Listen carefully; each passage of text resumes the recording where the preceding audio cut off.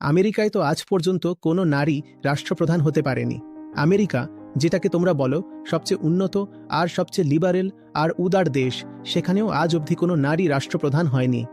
ভারতে ইন্দিরা গান্ধী অনেক আগেই প্রধানমন্ত্রী হয়ে গিয়েছিলেন। ইন্দিরা গান্ধী ভারতে প্রধানমন্ত্রী হতে পেরেছিলেন কারণ ভারতের স্মৃতিতে এখনও কিছুটা আলো বেঁচে আছে।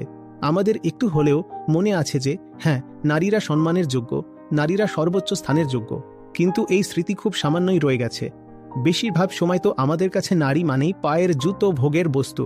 তুমি দেখো না মিডিয়াতে কিভাবে নারীদের দেখানো হয়, একেবারে ভোগের বস্তু বানিয়ে রাখা হয়েছে ওদের। আর এগুলো ভারতীয় মূল্যবোধ নয়। নারীকে ভোগের বস্তু হিসেবে দেখাটাও ভারতীয় সংস্কৃতি নয়।